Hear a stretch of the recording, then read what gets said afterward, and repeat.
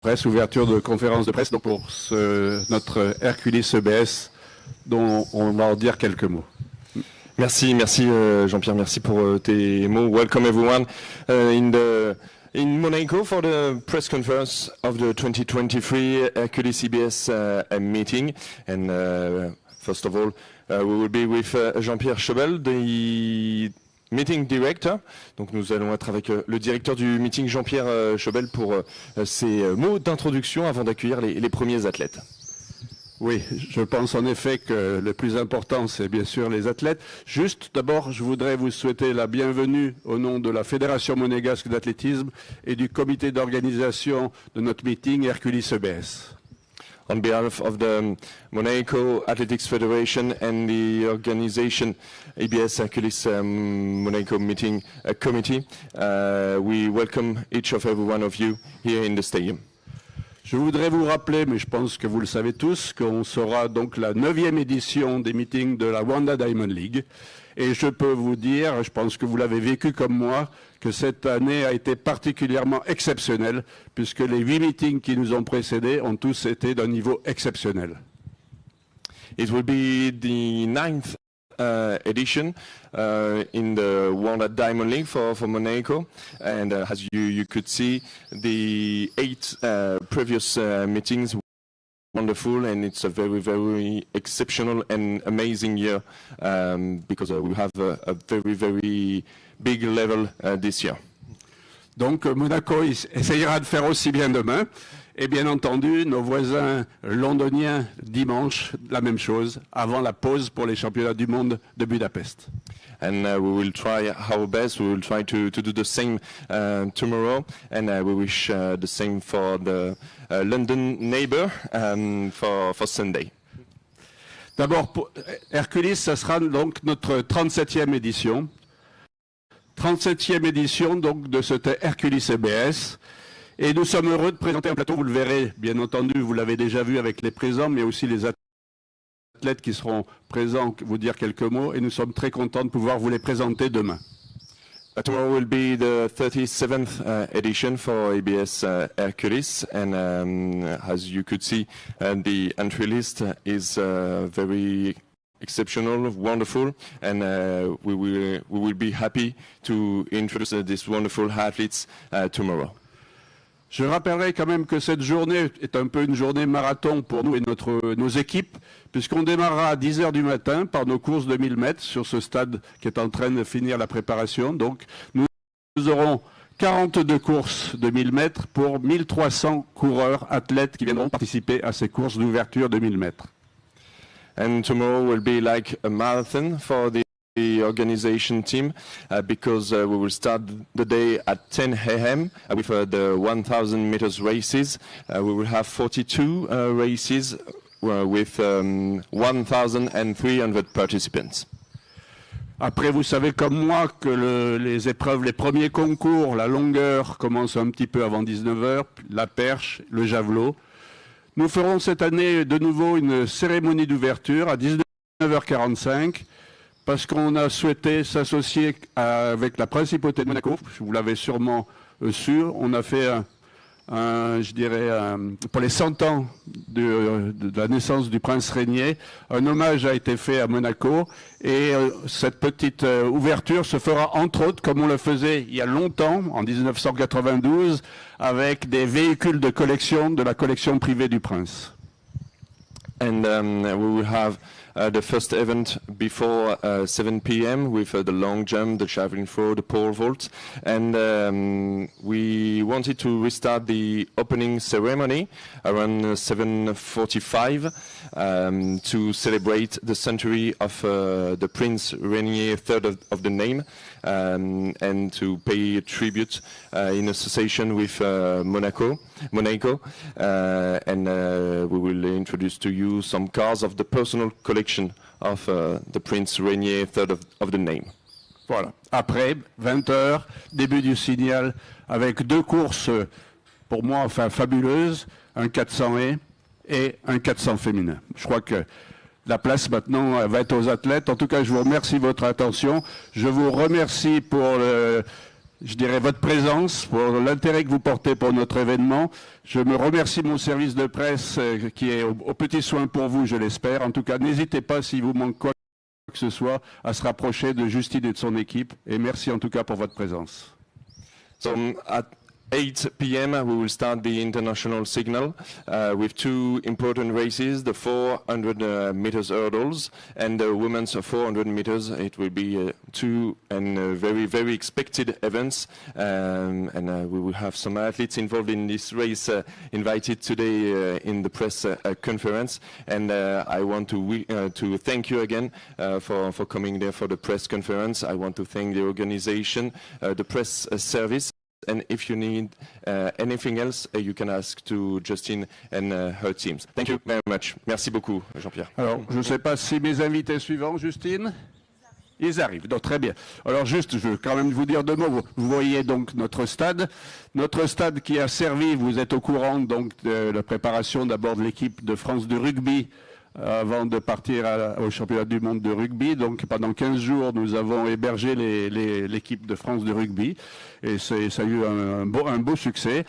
Et c'est vrai que maintenant on est un peu, il a fallu sprinter, vite démonter ce qui était pour le rugby, remonter pour l'athlétisme et donc vous voyez qu'on est en plein préparatif, mais tout sera prêt pour demain. As you can see the stadium, and we are preparing the field because during 15 days we welcome the French rugby team because they started their preparation for the Rugby World Cup here in France in September and October. So yeah, it's like a sprint to make this stadium beautiful for tomorrow night. Est-ce qu'il y aurait une éventuelle précision, question? Non. Do you have any question for our meeting director? Il me restera à vous souhaiter vraiment une bonne condition de travail et de passer un bon séjour à Monaco. Et en tout cas, merci beaucoup pour votre présence. Once again, I want to thank you and wish you good condition for your work tomorrow and enjoy your trip and your meeting in Monaco. Thank you very much. Merci, Jean-Pierre. Et bon meeting de Monaco, de Londres et bon championnat du monde à Budapest.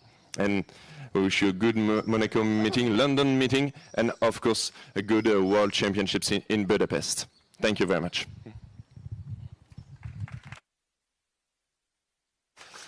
So in a few minutes we will invite our first athletes who will talk about pole vault at 2:30. We will talk about 400 meters hurdles at 3 p.m. The 400 meters, 3:30. 200 meters with Gabrielle Thomas and Shericka Jackson, and after to conclude the press conference, we will talk about the jumps, triple jump and long jump. You can welcome the world record holder of the pole vault, Armand DUPLANTIS. Thank you very much. You can take the microphone. Mondo, first of all, welcome back in Monaco because you came here in 2020, you won the meeting with 6 meters. It was the world leader at this time in 2020. What do you expect for tomorrow?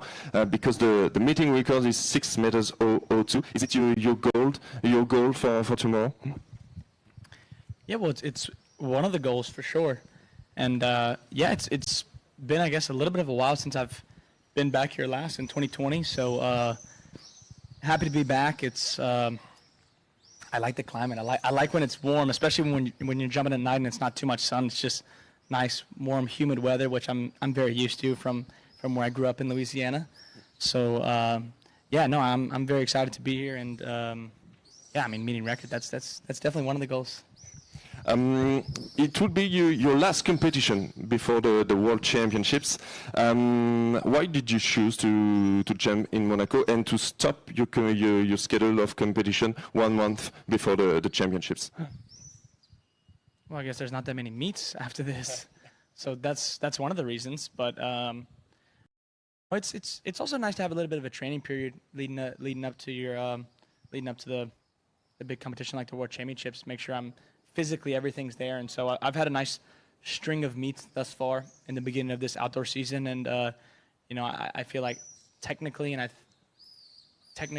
you know, the feeling with the pole and, you know, the rhythm on the runway, I think I'm just about where I want to be at this point in the season. So yeah, I mean, as far as, you know, the little bit of the break, I guess you could say those 4 weeks before the World Champs, that's more just physically preparing and trying to get as, you know, touch up on everything, try to get as fast and strong as I possibly can, and make sure I'm in as good a shape as I possibly can be this year, yeah, for Budapest.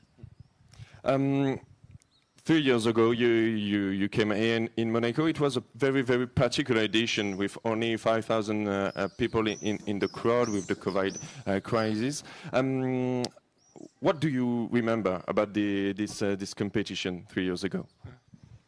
Well, yeah, it was a very special competition, but I think at that time, I don't think we were thinking it was only 5,000. I think we were in disbelief that we could even have 5,000, because I don't think that summer we even had, you know, more than 200 people watching us at one time at most of those competitions. So, no, for us, I mean, Monaco was the most exciting competition of the whole year for us, as far as the, you know, the public and everybody that was able to watch us, because I know it was a lot more than all the other competitions were allowed to have. So, no, I mean, I have really good memories here, and I know that it's a really good place to jump, and I know that it's a place that I can jump high. So, yeah, I just, you know, we got to go out there tomorrow and just do it.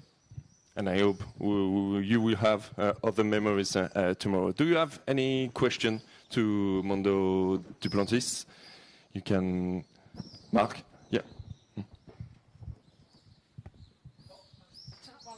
What? Okay.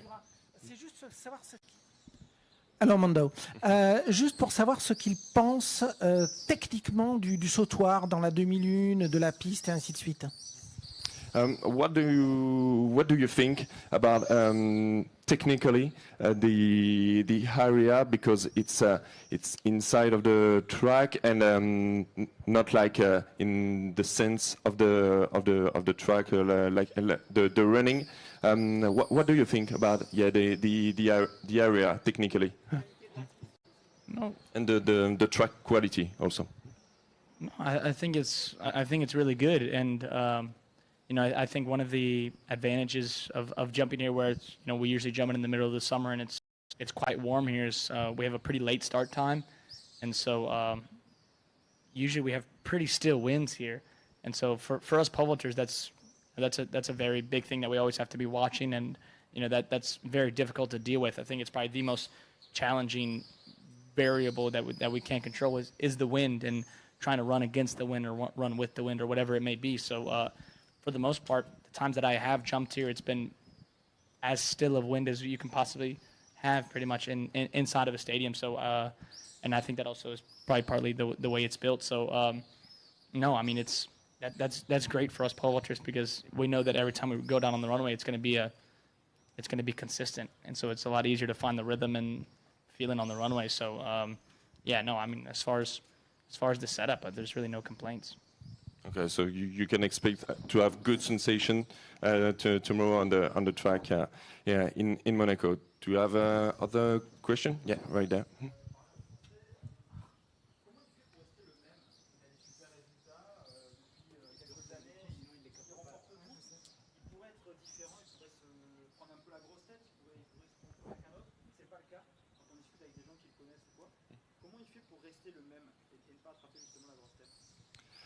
Yeah, you have some very big results. You won everything. How do you do to stay the same person every day? Because a lot of people, your friends, tell that you are the same Mondo than a few years ago when you were young and you were at the beginning of your career. How do you do to stay the same person?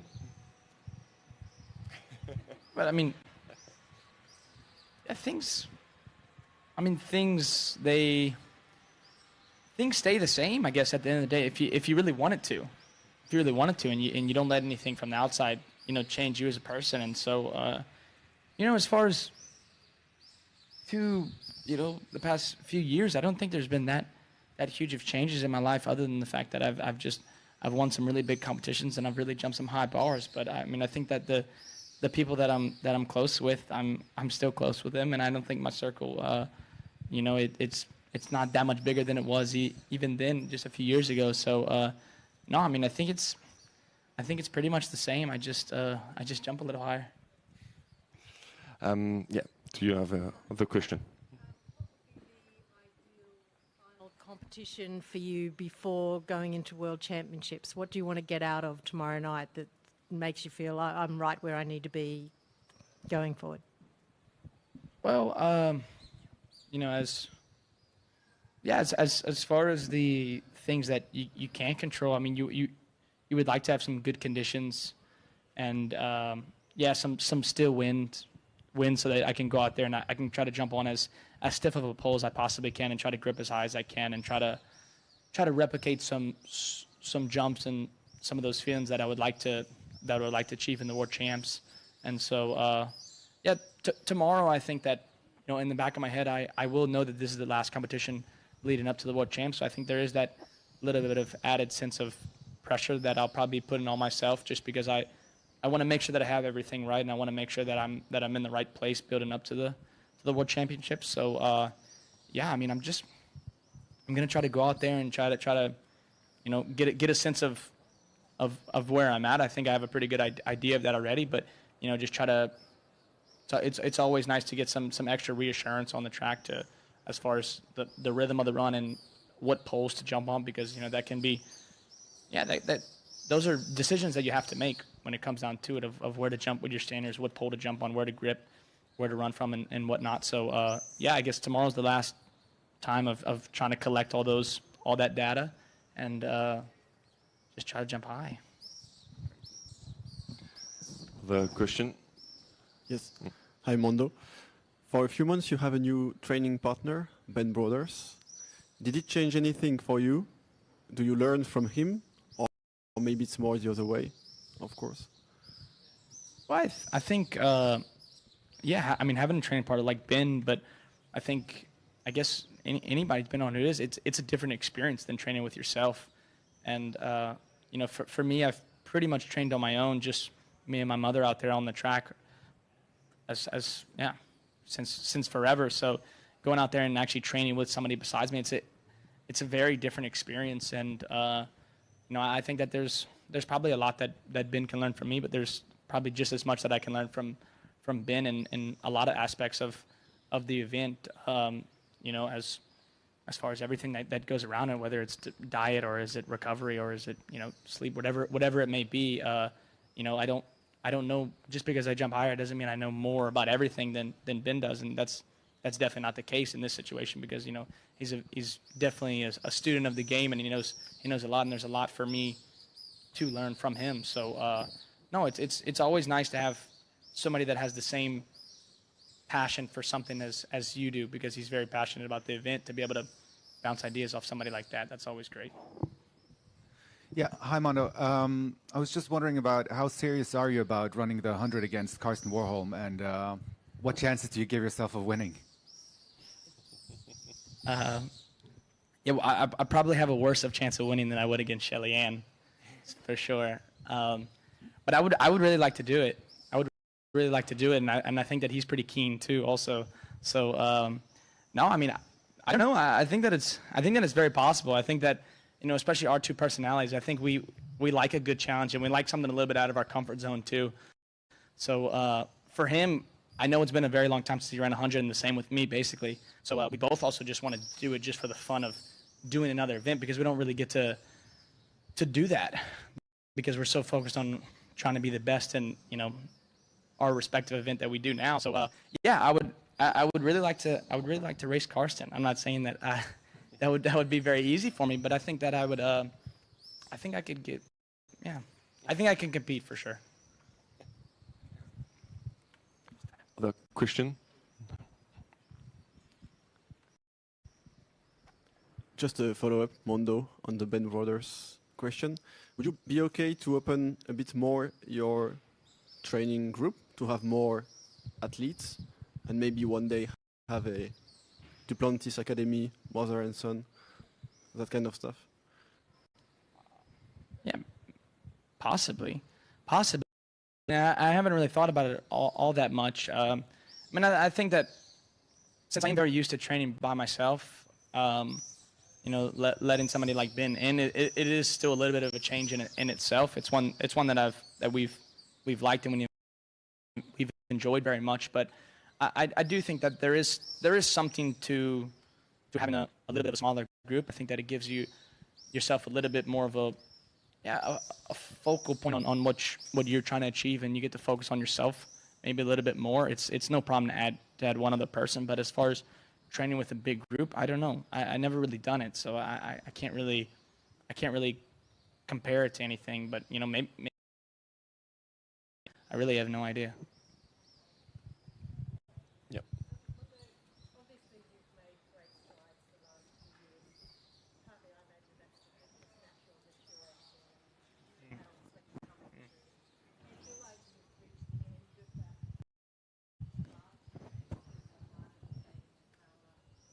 from that, or do you feel like you've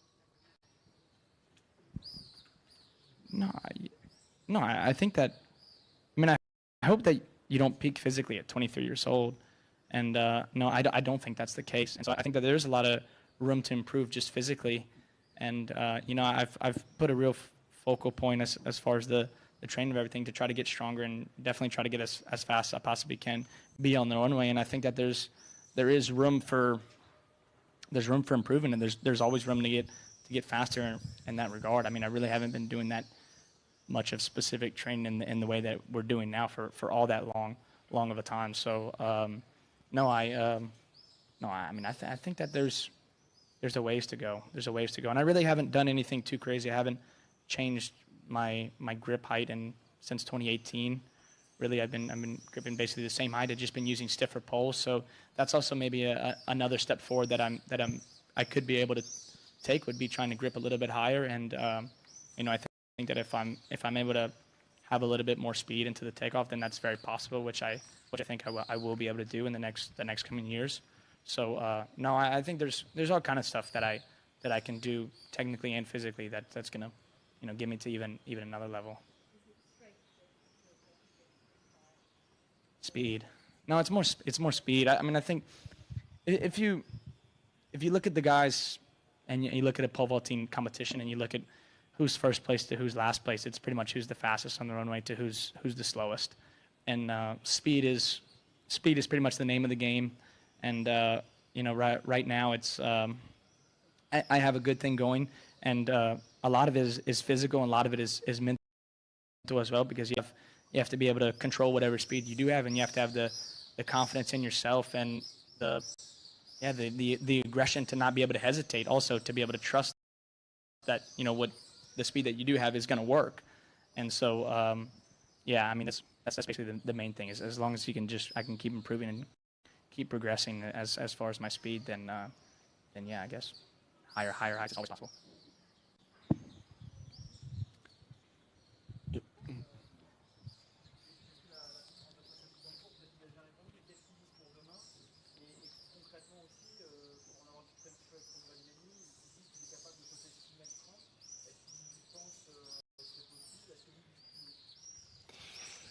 So the first question is, what do you expect from tomorrow, the performance, for example? He discusses with Renaud Lavillenie, one of your friends, and you told him that he told us that you could jump 6.30 m, maybe in the future, maybe tomorrow, yeah, who knows? And what is your opinion about that? Do you think you can do 6.30 m or maybe more? Yeah, I mean, I know that it's, yeah, I definitely know that it's possible. I know that it's possible, and I think that I've been given that confidence from, yeah, just past results and past jumps at some of my world records that I've been able to do over the 620s. So yeah, I know that getting into the 630 is very possible. I know that it's going to take something like a very perfect day, perfect conditions, perfect setup, and you know, I don't know if I'm necessarily in that kind of shape as far as, you know, this particular second, but I know that I'm not all that far away from that kind of thing. So yeah, I mean, I think it's always good to try to have high goals and try to dream big. I think that's the only way you're going to be able to accomplish something big. So, sure. And so for tomorrow, do you have any prediction? Maybe a height that you would like to clear before the championships? Yeah. I mean, going into any Diamond League competition, I guess I always want to make sure that I secure the win. That's the most important, and I know that all the best jumpers are going to be there tomorrow, and I know there's a few of these guys that are in 6 meter shape. Definitely some dudes that are going to be jumping 590s tomorrow. So I know that I still got to go out there and I still got to compete, and I still got to compete at a very high level. So I'm never going to underestimate the guys that are beside me. But other than that, I always want to jump over 6 meters, and I know that this track and this place is a place where you can jump really high. So if I'm able to try to take some more shots at a new world record, then that would be great, because I think that I think that it's definitely very possible, and I want to take some good looks at it, especially before Budapest, to try to see where I'm at as far as what's those final little touches I need to do to be able to get over that bar. Any other question, Marc? Est-ce que deux questions. La première, est-ce qu'il regrette l'époque où il sautait moins haut, mais où il avait toujours des gens pour être à la bagarre avec lui? Parce que là, il a vraiment une grosse différence. Et la deuxième, est-ce qu'il craint pour le public une certaine banalisation du record du monde? Autrement dit, Mondo vient sauter et on attend à ce qu'il batte le record du monde. Et même s'il saute 6,15 m, les gens peuvent être déçus. Comment il imagine ça? Il voit ça. The first question is, do you regret the period when you jumped less high, but you have opponents, because we can see a very, very big difference between you and other pole vaulters? And the second question, how are you scared that at the moment the people will be used to see you jump high and break the world record, and for example, maybe sometimes when you will clear 6 meters 15 around, maybe people could be disappointed. Are you scared about that? No, I think that I put it on myself for going out there and jumping high a lot and high pretty often. So no, for me, I mean, I think that the high expectations are justifiable, and I think that's a good thing. If people are coming here and they're expecting high bars from me, I think there's a reason for that. That's because I've been jumping very well. So no, for me it's okay, and I know that I'm always going to be at peace. I'm going to go in every competition, and I'm going to try to jump as high as I possibly can. And I know that people, they want to see something special, and they want to see a world record, and of course I would like to do it every competition if that was possible. And any competition where I think that it is possible, then I'm going to give it a try, and I'm going to give it as good of a go as I possibly can. So yeah, I mean, no, it is what it is. If I didn't want the high expectations from people, I would just have to jump a little bit lower. Okay, yeah.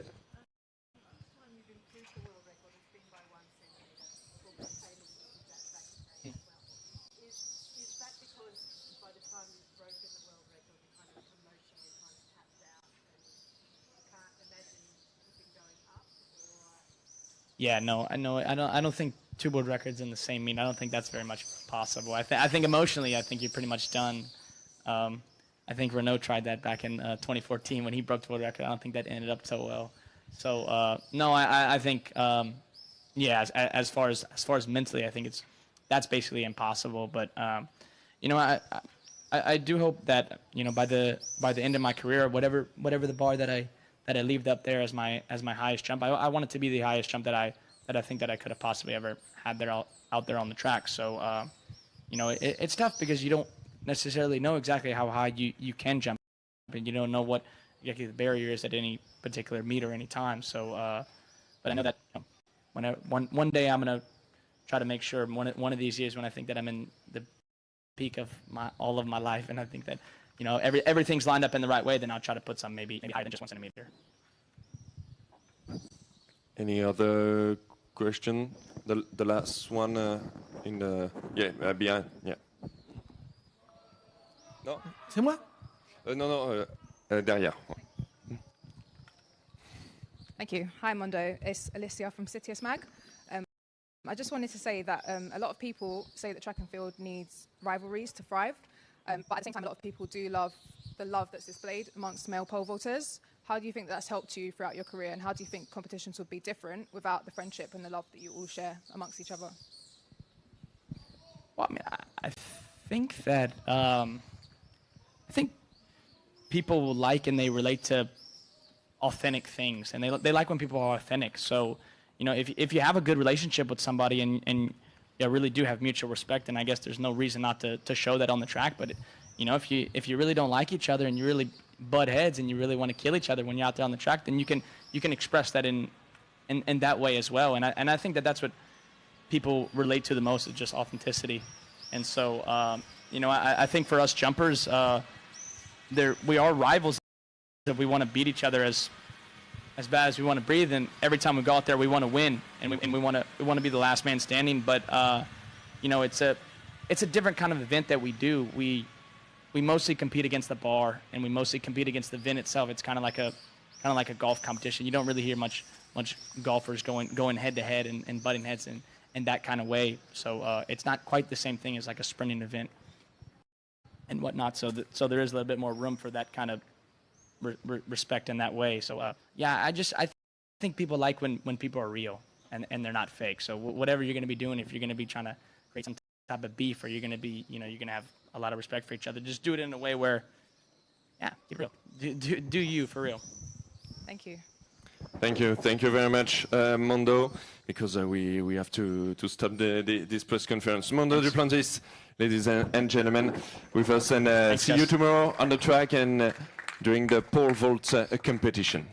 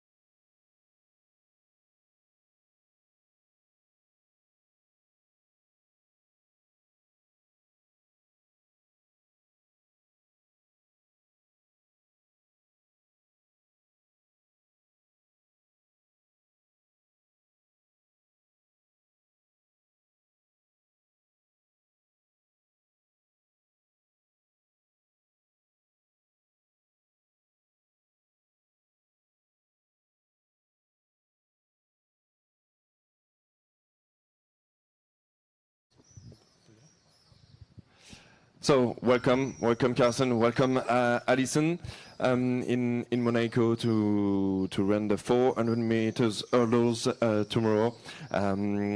First of all, Karsten, you won it here in 2020, in 2021 with a meeting record.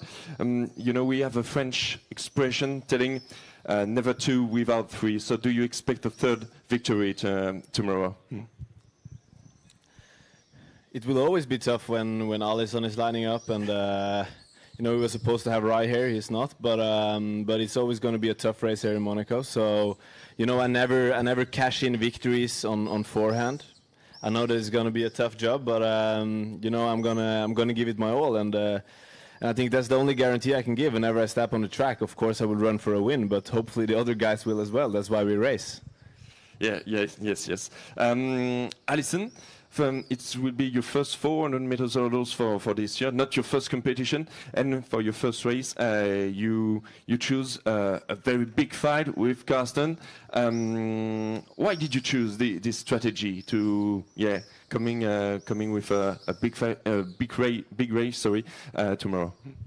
So gonna be my first race in the hurdles, as you say. So if you wanna be one of the great athletes, you need to run with the great athlete. So he's the world record holder. So just come here and run with him, a good crowd, a good track. So it's just amazing, you know. It's the perfect time to come back to the track. I'm healthy, I'm ready to run fast, and just like go to the track and give my 100% tomorrow. you have with Ray Benjamin the 8th best performance of all time in the 400 meters hurdles. Do you realize that something special is happening with you three athletes? Do you realize it, Karsten? Obviously, and it's, you know, it's not just something that is going to happen. It already happened, right? You know, Alison ran extremely fast times for the last years. I did, Rai did.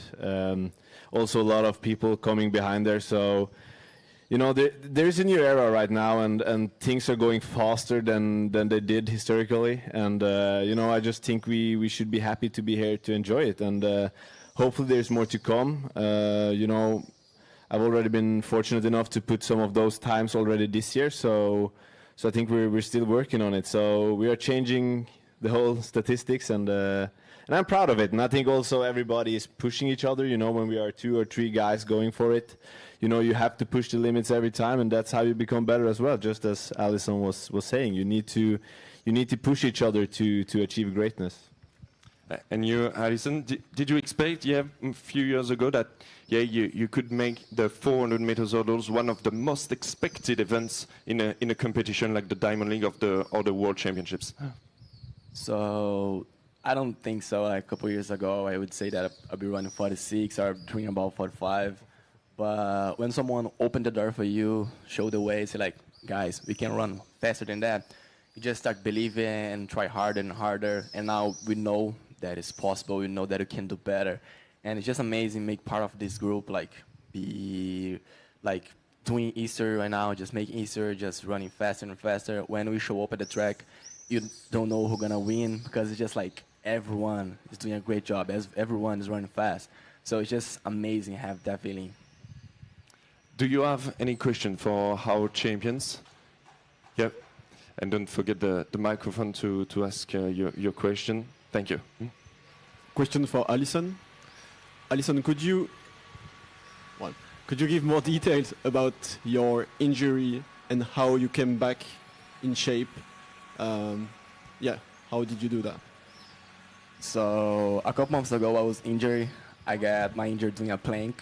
So it was completely weird at that moment. We did not know what's going on. And then me and my coach, after the day that I got injured, we had a talk. We just sit and we were just seeing if it was possible, come back the track, like do a nice race, a really good season. So we were smart. We say like, I'm young, I cannot rush with stuff right now because of course the Olympic Games is our main goal. We want to be great next year, but we don't want to forget this year. So you were just working hard, just watching how I'm gonna getting better, watching my shape. And we know that we are in good shape right now to come back to go to the track tomorrow, run a great time, just be competitive with the guys. Because we need to be ready. You know, right now we don't have time to lose. The guys really run faster, so really run fast. So we need to improve ourselves and do our best. So I'm happy, I'm glad that I'm healthy right now, that I can just say for you that tomorrow gonna be a great race.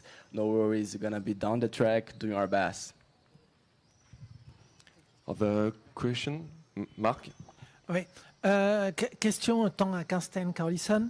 Il y a 2 ans, après la course de Tokyo, tout le monde se disait le record du monde, il est établi pour durer aussi longtemps que celui de Mike Powell, par exemple. Là, avec le niveau des uns et des autres, est-ce que vous pensez tous les deux que ce record du monde peut être en danger à court terme? So a question for both of you. 2 years ago, after the Tokyo Olympics final, many people thought that the world record will stay for a long time, like the world record of Mike Powell, for example, or Jonathan Edwards. And now with the level of you two with Ray Benjamin, do you think that this world record could be beaten in few weeks, for example, or maybe in few years? Let you go first, buddy. So yeah, we're dreaming about it. Yeah, we really have a conversation, me, my team, my coach, about like the world record. We wanna run faster than that, and we know that can happen like tomorrow, that's gonna happen like in the Budapest and next Olympic Games.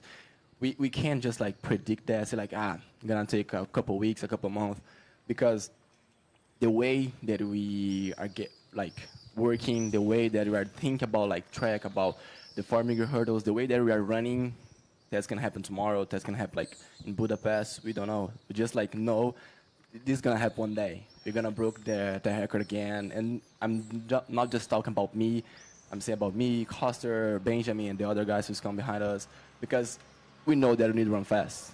We know that we need to improve ourselves. And if we didn't, they're gonna do, so we don't have choice. And you, what is your opinion, Karsten? I think you're just landing records. For how long, you never know how long the lease will be. But I think it's also on to a point, you know, the way that we are running now, it's a lot of competitive guys being quick, pushing each other. It's probably just a question about time. But we also see that, you know, running that fast is something for a special moment. But whenever you run against someone that is super good, you know you need to push, and you know we don't have the luxury of controlling our own times. You know, we just run to win. If it's fast, then it's fast, and if not, you know, that's just the way it is. But I've done it once before. I know that it's possible. I think the other guys have seen that it's possible, and people are getting closer. So one day the record will be broken, and we don't know when. Tomorrow or sometime in the future. But to me, it's just something I'm landing. The medals, they will be forever, but the records, they will be broken, and that's why we run. This is the beauty of track and field also, to push human limits, and that's what we're going to continue to do, I think. You have a question? Yeah, we have the microphone. Karsten, I imagine it was quite difficult for you to go to World Championships last year, knowing you were not in your best shape. Is that still fueling you, and do you feel like you're in that best shape again now? Yeah, it was tough being humiliated, I guess. That's how I felt it. I needed to grow a pair just to go. I think I was obviously not fully prepared. But I'm a competitor, you know. I will never back down, and whenever I think I have a shot at it, I will try. And I'm not going to lie. When I was standing in the final, I thought I was going to win. You know, I didn't, obviously. I was 7. But I was first for 280 meters, and then I died. So, you know, training helps as well. But that's the way I'm always going to attack it, and that's just in my DNA. So, and I always said it before, you know, I'm never afraid to lose. But I'm really afraid to not have progress, and to have progress, you know, you need to test your boundaries, and you need to push, and that's also why I got the injury. That's also why I managed to go to the World Championships, and that's also why I've been running fast again this year, because I always try to push. But you also learn some things along the way, and it was tough being at the World Champs last year, but you know, good memories now. We just laugh about it now. It's good for Alison, though. You know, we had a great time. Thanks. Other question for Karsten? Qu'est-ce qu'il pense de la tentative de Sydney McLaughlin d'abandonner pour le moment les haies, et à quel niveau il pense qu'elle peut arriver aussi sur le 400 mètres plat? So what is your opinion about Sydney McLaughlin? Because she decided to stop hurdles for a moment and try the 400 meters flat. Do you think she can beat this amazing world record of 47.60? Do you think she can do it? Both of you. Yeah, I go first. I go first. Of course, I think it's possible. You know, from what I watched, she just started running it very, very seriously this year, and she has progressed really well. So I don't ever want to go out saying that things are impossible, but the 400 meter flat women record is very, very good, obviously, and it's from a long time ago. But yes, I think it's possible to beat it. I think she can do it, and there are some other girls that can do it as well. So it will be possible, but it's going to be tough because it's a great time. I agree, gonna be like really rough to beat that time, but I believe it. You know, like just say that something's possible. Just no, it's not something that we like to say, but gonna be tough. But I hopefully she can break that in the world record. I wanna watch that because it's gonna be amazing. Gonna be amazing. See someone just break that record, just that.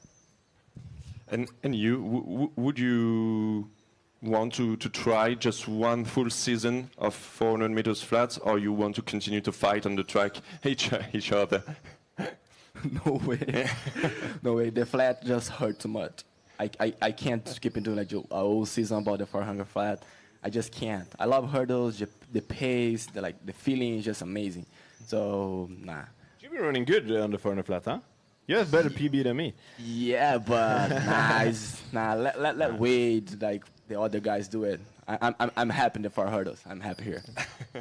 I like to do it indoor. I think indoor I really much like it because, you know, obviously it's not safe to run the 400 meter indoor, 400 meter hurdles indoor. It looks crazy if anybody ever watched it. But to run the 400 flat indoors, I really like it. And of course I'm going to work on improving my PB. But right now I think, you know, the 400 meter hurdles is a great place to be. And I think it also brings a lot of entertainment to the sport. So it would be a shame right now if somebody was to back out.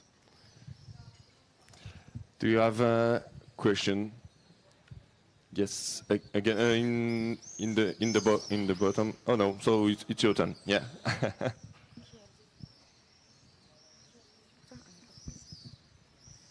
Alison, did you take some confidence from your 400 flat last start? Obviously, a really good run for you. Yeah, for sure. Like I think just open your season running 404 is just show that you're in great shape, that you can run like really fast your hurdles. So I was excited to run before, and I was proud of my time. I was like being through a tough week about training, so it was just a great time, and I'm more confident right now. Like I know that I can come to the track tomorrow and run a really great time in the 400 meter hurdles.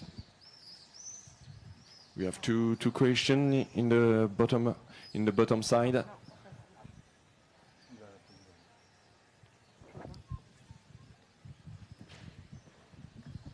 Yeah, it's just a quick one. Who is the best 400 meter hurdler in the world right now, and why? Taking the question. He was asking who's the best 400 meter hurdler in the world right now. You go first. Oh, thank you. So kind of you. Yeah. I think that's tough. If you look at the papers, I have the quickest time, but Alison hasn't run a 400 meter hurdles yet. It's going to be exciting to run against him now. Raya's been running quick in the US trials, so you know, I think that's why people should really look forward to Budapest this year, because it's quite an open competition, I would say. And he is from Norwegian media. You know, I will never say that it's me, because I like the legs doing the talking. So we just have to wait and see. You're not going to answer? Just bien. Justine, run away. Justine, juste derrière, juste au fond. I think they want me to answer that. It's okay, it's okay. Or maybe you wanted to answer, Alison? No? For who is the best in the world? I can do it. Like, answer tomorrow. Yeah, come to watch tomorrow. So he has a quicker time, so he's the faster one. I'm the youngest one. So we have like great athletes running right now. We can't say like who's the best one. We are not retired, so we have a long time ago to run. I had to run, so just watch and enjoy what you can produce down the track. Amen. Yeah. Hi, Alison. It's so good to see you back on the circuit. Thanks. I just wanted to ask about the status of track and field in Brazil. We know that football is really big there, but what's the status of track and field? And do you feel like your win in Eugene has done anything to sort of create a bigger impact in Brazil with track and field? So, like, the football is the biggest one in Brazil, but I think, like, I'm doing great about track and field in Brazil. I think they are getting bigger right now. They are opening their eyes and watching more track and field, see what you can produce, and know that they have great athletes. that can come here and run fast and just fight for titles. So I think we are getting better and better. Like not just about Brazil, but the South America. You are just growing right now, and I'm excited to see what we can do in a couple of years. Like just come back to the World Championship, grab a lot of medals. That's gonna be awesome for us. So I'm excited for that, and I'm proud. Like make part of the team who we started. Alison, off-topic question from Germany. When you came in the stadium this morning, you were wearing a Bayern Munich jersey. And I thought, finally, a fast athlete in a Bayern Munich jersey. And then you changed. And now you changed. Is it because of the weather, or do you want to say something with this change? Nah, like, I just, like, love football. I really love one of the players who used to play in Bayern, the Mane and the Sané. So I just love the guy, so because that I got that shirt. But the team that I support is Manchester City. But unfortunately, they are with Puma and I'm with Adidas. So, yeah, I can't wear that. I'll give you a shirt. Nah, okay, I take it. A shirt of Ireland, maybe Erling Ireland. Yeah, we can arrange that. Yeah. Do you have a question for Karsten or Alison? Again, nothing else. You run, Alison, 400 meters flats. Do you have idea that which performance can you do maybe tomorrow or in a few weeks with hurdles? Yeah, so like we use our time in the 4 flat to kind of like have idea about how fast it can be in the 4 hurdles, and we are excited about the time. After that, we know that we are fast, we are in good shape. So we know that we can come back to the track, be back here and run a great time tomorrow.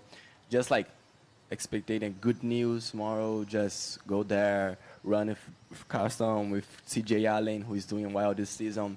And I'm excited to be back, you know, like in Monaco, I love the track. I was here in 21 and it was amazing, the feeling. And now I just want to go there and do my best, 100% all the time. And you, Karsten, I know you like to run outside of the track, line 6, line 7 in general. You know, this track is very particular. When you are outside, you are very, very close from the public and the fans. Is it also a reason why you like to run on these lines? It's because you want to feel the supports. To do high fives. No, I think the reason why we do it and the reason why we started doing it, it was my coach's idea, and the idea is to, you know, not get the sharp end of the bend. You know, you want to move out, so you know the bend is not that hard on your legs, and you know, we plan on having a long career, so. Running further out will save the legs and ankles for a lot of impact, and I usually train on that track in that lane because also in training you want to go far out. So, but you know, my world record is from 5 or 6. So in championships you can choose. So you just got to go with whatever you get. But when I can choose, I try to go further out, and especially also in Norway, running in stadiums. The wind is terrible on the inside track, so on the outside tracks you can hide a bit from ugly wind. It's also a strategy. Also a little bit of strategy in it, yeah. Okay. One more question from you? No, it's okay. So thank you very much. Thank you guys. It was very fun and interesting. Karsten WARHOLM and Alison dos Santos. Tomorrow on the 400 meters hurdles. In a few minutes, around 3 p.m., we will receive Sydney McLaughlin-LeVrone to talk about the 400 meters flat.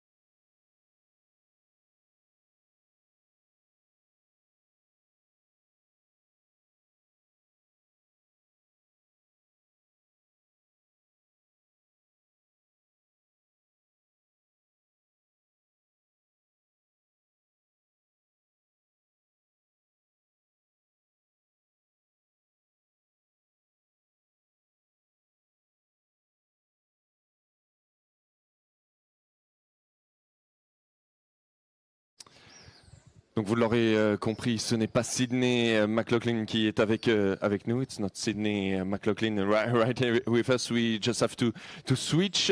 Sydney will come after at 3:30, and so we will start the press conference with Shericka Jackson and Gabrielle Thomas. Shericka, welcome. Gabrielle, welcome too. Shericka, first of all, you cleared your personal best here in Monaco on the 100 meters. At that moment, it was your personal best. Do you have a special feeling on this track? Good day, everybody. Definitely. Last year, I ran 10:71 here as a personal best, and it was a good feeling to be back here. This time running the 200. Yeah, we wish you too. Gabrielle, you're the national champion. I can introduce you like Gabrielle Thomas, MPH. And congratulations for your master degree. We will talk about it later. You came back at your best at the right moment, winning the trials to qualify to Budapest and the World Championships. How do you feel 10 days after this amazing 21:60? Well, I feel great about it, to be honest. It's a personal best for me, and to do it at nationals is really, really impressive. And we learned a lot from last season. I don't know if you remember, but last year just being injured and not quite timing things right. But my coach and I learned a lot from that season, and I think we're getting the timing right this year. So I'm excited to see what happens in Budapest. Shericka, you're in a good shape currently. We will just wait the test to have the good sound.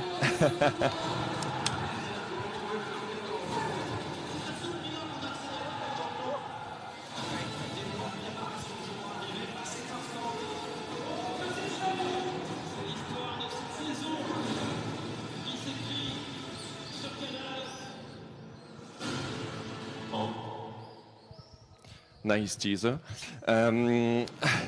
So yeah, Shericka, you're in a good shape currently, but you're not the world leader in the 200 meters for the moment. Is it your goal for tomorrow to send a message? Yeah, I'm here. I'm the defending world champion, and I will be ready for Budapest. I definitely don't think there is any fireworks coming tomorrow, but I definitely want to put together a good 200 tomorrow. But I definitely don't think right now where training is at, I am at my best to say tomorrow is a world leading day or tomorrow I'll come and run 21.5. Definitely not, but as I said, it's leading up to Budapest, so the goal is Budapest, so that's where coach and I are preparing for. Okay, you think more about the technique of your race and not the performance? Yeah, definitely. I haven't run a lot of 200 this season, and depending on how coach say, okay, then I must run the 200, that's how I will definitely run the 200 tomorrow. So as I said, it's just to prepare me for Budapest, and I think the bigger picture is Budapest, so definitely. And for you, Gabrielle, tomorrow, because you are the world leader currently, but the opposition is very intense since a few years, and especially this year. Will it be tomorrow a rehearsal for Budapest? Well, I am in really good shape. I'm very fit right now, so I would hope that I run a great time. That being said, I'm not looking to search for a world lead. We're not looking to search for that right now. As Shericka said, the goal is Budapest and to be at your best for that. But that being said, I'm very sharp and I'm very fit, so I feel good. But really, I wanted to come to Monaco because, one, it's Monaco, and I love this meet, and who doesn't want to be here? But, the way athletes tackle a lot of races now are just preparing for these major championships, and that's kind of how it's become. That being said, I'm also a little bit jet-lagged. I just got in yesterday, but I'm hoping to run really well. Very good. Do you have questions for Shericka or Gabrielle about tomorrow, about the World Championships? Do you have any question? Marc? La question pour Gabrielle. Elle a parlé tout à l'heure d'une blessure. C'est une blessure récente. C'est quoi exactement? You speak French? Un petit peu. Yeah, You asked me about my injury last year? Yes. It was last year, not a recent yeah. injury. Okay. Yeah. So yeah, can you talk about this injury last year? Well, was the difference between last year and this year? Yeah, well, last year we were really excited coming off of the Olympics, and I felt really good. And we were running against some amazing athletes, I mean, including Shericka. And I think we just did too much too soon, and I got injured in training. We were pushing it really hard to see how far I could go. But ultimately, you know, we learned from that and realized that this year we need to have our priorities really straight and making sure that I'm healthy and having a chance to make the team. And then once you make the team, that's when you go for those medals. And so I feel really good, and we've been going about training well. We took this year really conservatively. There have been a lot of moments in training when I've looked at my coach and said, are you sure? Like, can we do this? Can we do that? I want to push it. I want to move faster. But she kind of had to reel me back this year and get ready. So now that I am really fit, now that I am really healthy, it's a good time to start pushing it and being ready for the medal in Budapest. But just really happy to be healthy this year. I mean, mentally and emotionally, I came after this year a lot differently because of that injury. So the difference between this year and last year is that you learn about your body, how to manage it during all the season, because you also studied this year. So yeah, you have to manage your schedule and your health. Yeah, that is true. I mean, even with school and tackling a lot of things that I do, there's a lot of stress on your body that you don't really account for or think about. So taking that into account this year. Do you have a question in the audience? Yeah, we have the microphone for you. Shericka, usually we have a triple act of Jamaican sprinters. But this year you're really going solo. How is that different for you, and how do you like it? It's always different, you know. We come from different training groups, all Jamaicans. We come from different training groups. So Shelly has run a lot less this year. Elaine hasn't been at her best. So as I said, I have a different coach, and we are taking each step at a time. So I think coach like, okay, 4 races, then back to training. So I don't think I have a problem with it. I'm okay. I'm like competing on the circuit by myself. Do you have other question? Hi, Gabrielle. Could you tell us more about you and France, and how come you speak French? Your relationship with French? Yeah, so I got a citation in French at Harvard, and so that's kind of like our minor.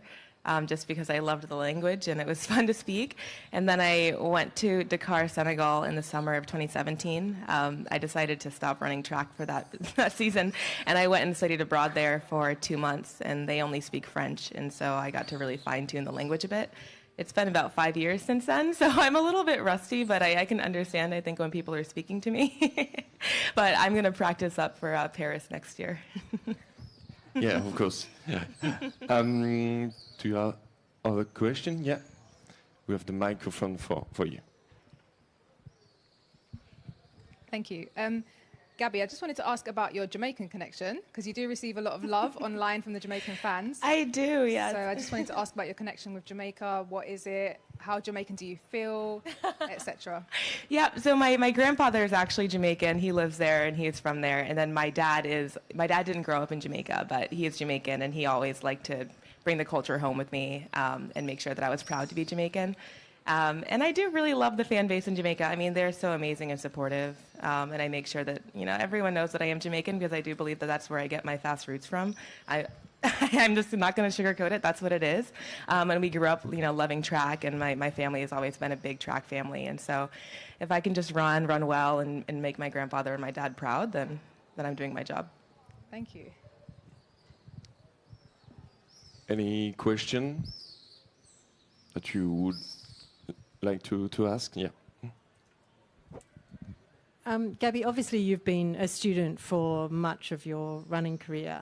Is there any correlation between how things are going with your university studies and running fast, or do they have an inverse relationship when you're really being dedicated with your studies? Does it take the edge off your running? What have you noticed anything? Yeah, that's a fun question, and I think it's the second part of what you said. What I really love about school, I mean, I've graduated I've graduated 2 months ago, but I just love coming from track and coming from training and having something else to focus on and something else that I'm passionate about, and that for me was public health. And it's just nice to like get just a break, something different to break up your day. And then when I'm in school, I just can't wait to get back on the track and start training. So they kind of complement each other in that way. Since graduating, I mean, I have had a lot of free time, so that was kind of good to get ready for trials and just have my mind focused on track. But moving forward, I'll be working at a healthcare clinic in Austin, so I think that'll be a good way to also break up the day with training. Yeah.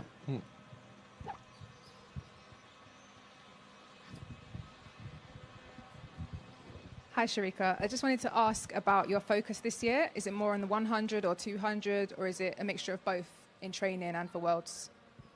Before the championship, like the Jamaica championship, it was just to focus on the 100 because I had a buy for the 200. So now we are trying to put together both of them. So it was the 100 before, but we're trying to put together both of them right now. Okay, thank you.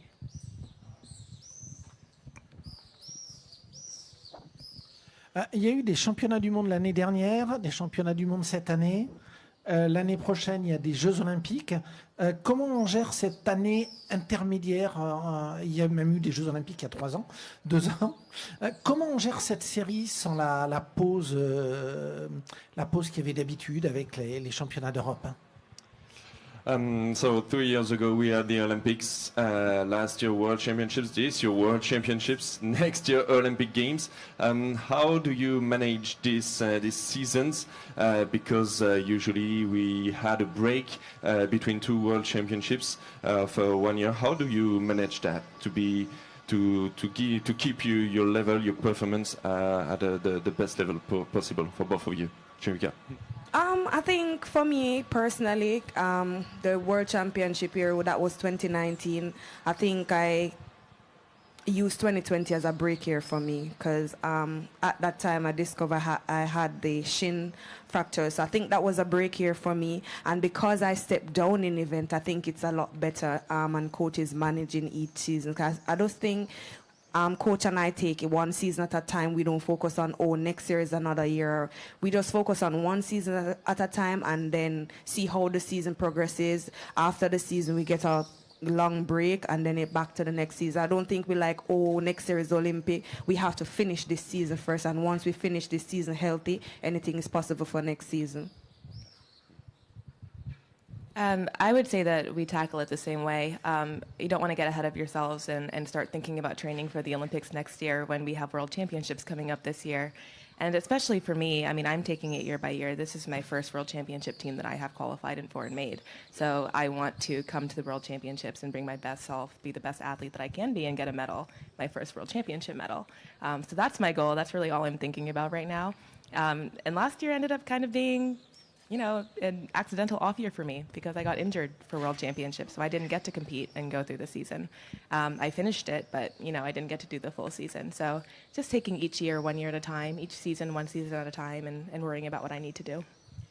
Was it a regret last year, especially because the World Championships were in Eugene, in your country, in the United States of America?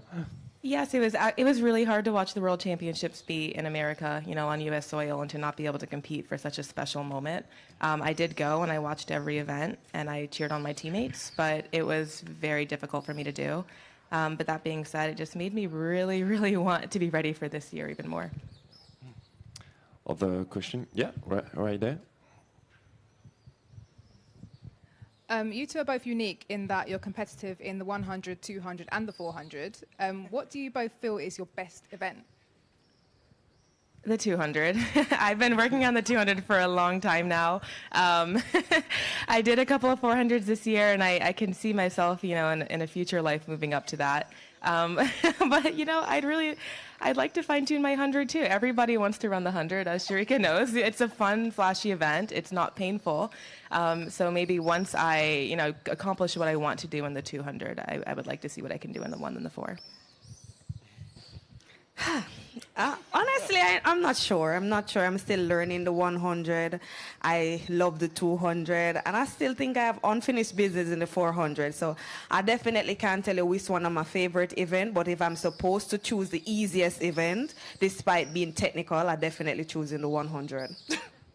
It was a question I wanted to ask you. You've been successful on 400, 200, and 100 meters. Maybe it could be a challenge for you to try the 3 events in the same year, or it's completely very, very difficult? Not at a championship, probably not at a championship, but at the Jamaica trials, I wanted to run the 100 and the 400, but coach wouldn't allow me to do that because, you know, as I said, I haven't run a lot of 200, so we wanted to get in a 200 at the trials, but I actually wanted to run the 400 because I wanted to see how well I would have run at the Jamaica trials, but unfortunately, I never get to do it. But I think, like, this year I've competed in the 100, running like 50.9, my fastest since 2019, so I don't think I'll really take up that much of a work in one full season. Definitely not. Okay. Do you have, one question here.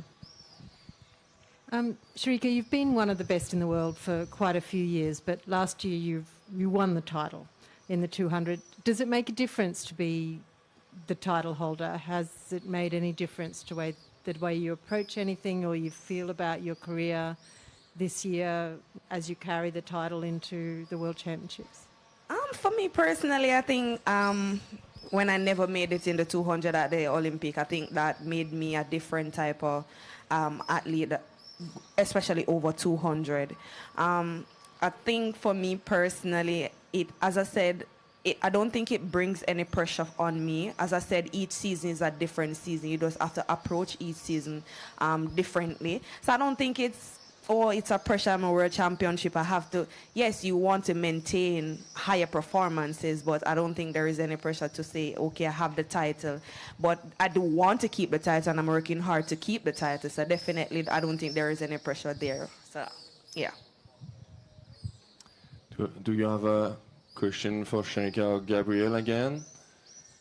Not for the moment. I have my question, Gabrielle, because you cleared a major event accomplishment, this year, completing your master in public health.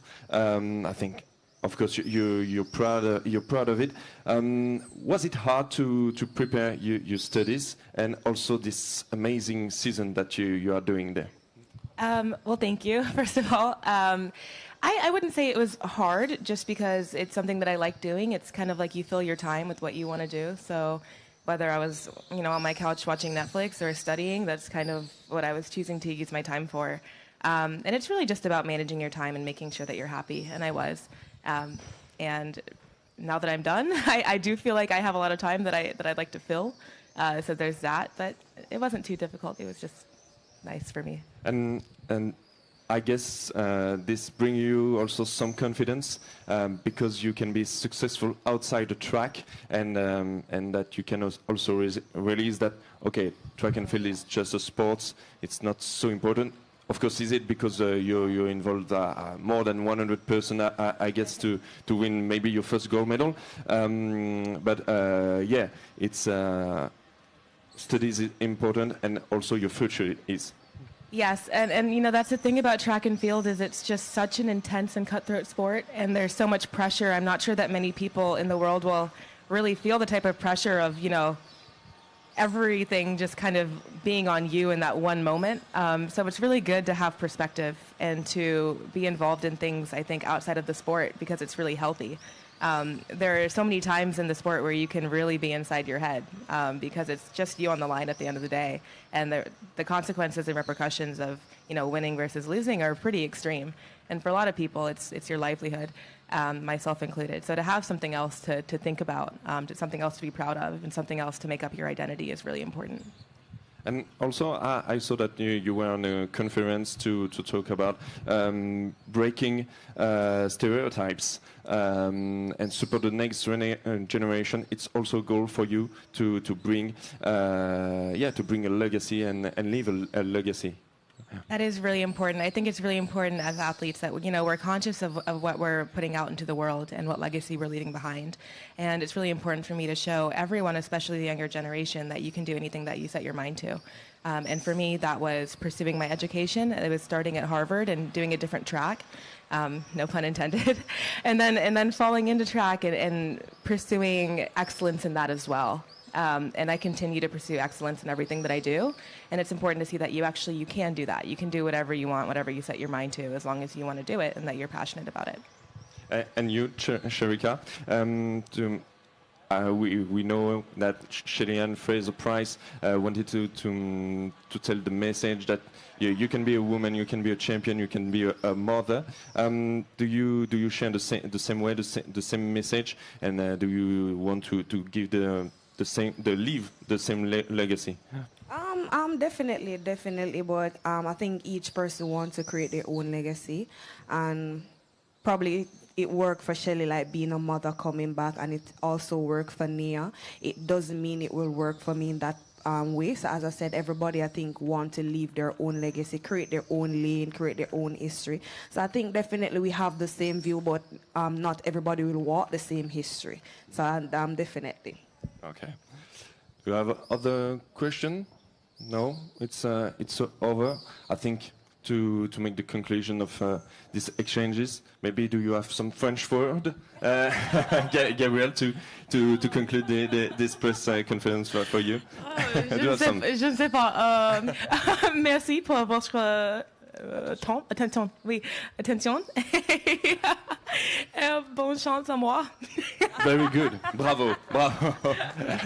Thank you very much, Shericka, Jackson, and Gabrielle Thomas. See you tomorrow on the track for the 200 meters. Thank you.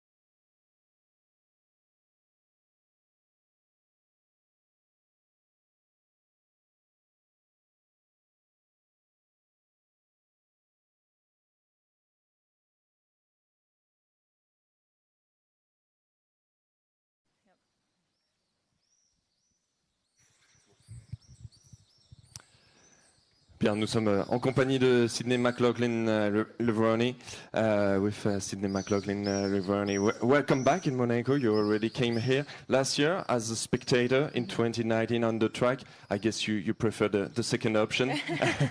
Yeah, I haven't ran here since 2019. I remember it being an awesome meet. I had so much fun here. And last year, obviously, got to come watch, which was really cool as well. But yeah, it's always an electrifying atmosphere here, a really fast track and an amazing view, so it's really cool. Yeah, what memories do you have from last year and when you competed here? Do you remember the atmosphere, the crowd, the performances released by other athletes too? What do you remember? I just remember, yeah, the crowd being so pumped up. Running the hurdles back in 2019, it was really fun. This was one of my favorite meets to come to, so I'm really glad to be back and just doing it this time without any hurdles. So. And come back on the new events, obviously, because you competed on the 400 meters hurdles in 2019.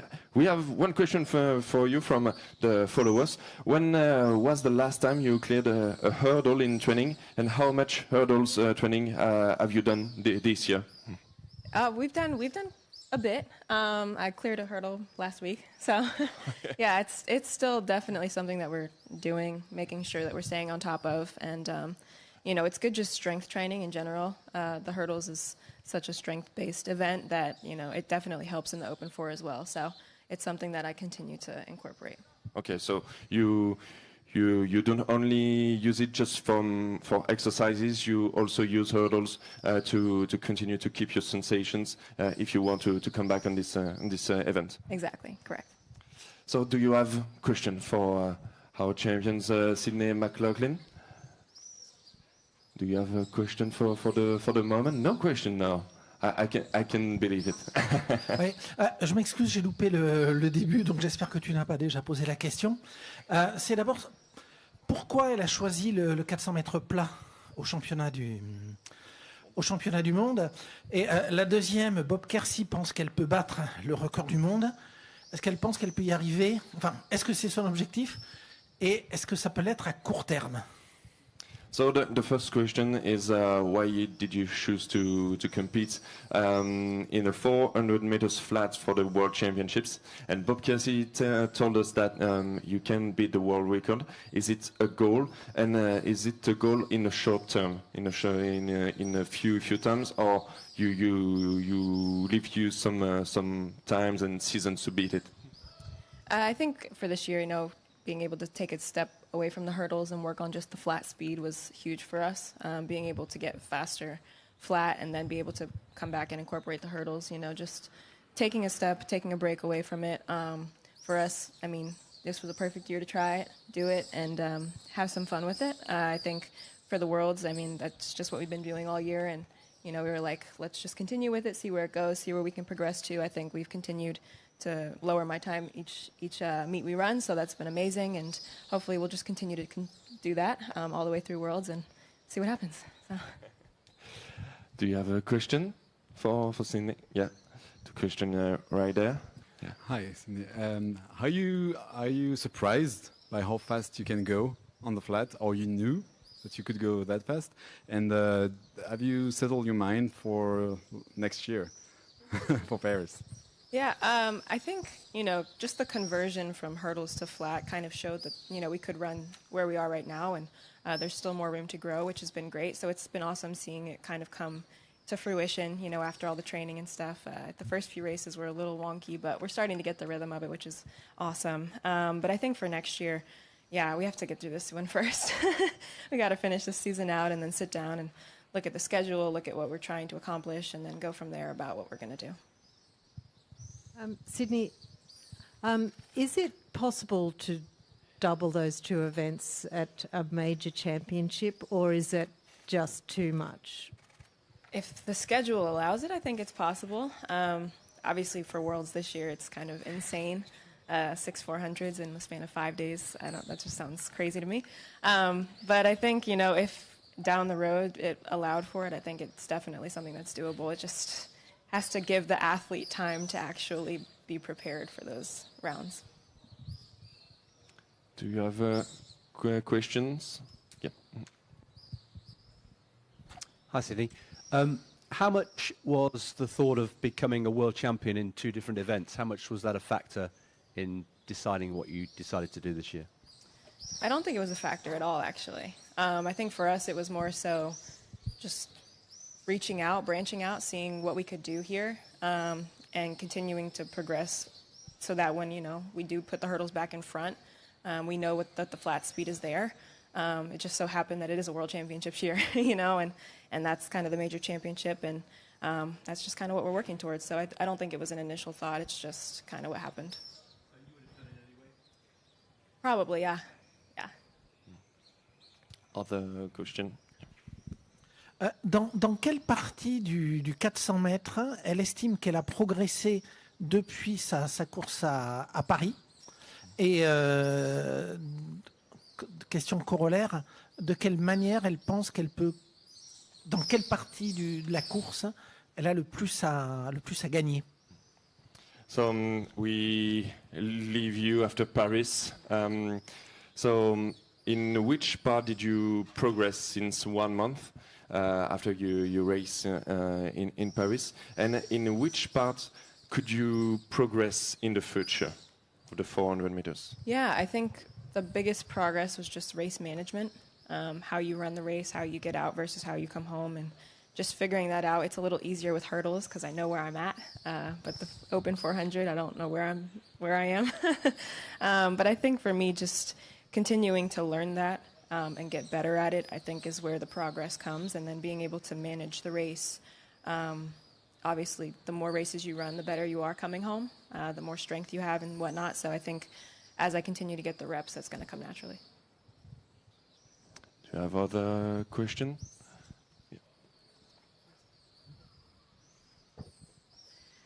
How much of a novice do you still feel you are with the 400? Where do you feel like you are in your sort of journey to becoming a 400 flat specialist? In high school terms, I'm still a freshman. I definitely have a few years to go before I can call myself a professional at it. It's definitely new and it's challenging for sure. So I definitely have a lot more to learn. Hi, Sydney. Alicia from Citius Mag. I was just going to ask about your lessons that you've learned from running the 400 this season. So you've run 5 races, and that included a set of rounds. How has that helped you with your progression in this event? What have you learned from each individual race and also from running the rounds at USA's as well?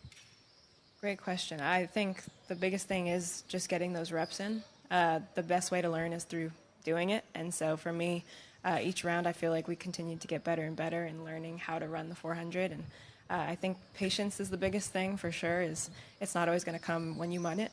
You have to be patient with it and understand that this is new and give yourself some grace in learning something that you're not used to. Yeah, just in front and after Mark. What are the main differences between the two? What is the most difficult for you to apprehend? I would say the hurdles is, it's a little more calculated in terms of how many steps you're taking. It's stride patterns, all of that is kind of figured out for you versus the 400 flat is just a sprint and you're just running for your life. So.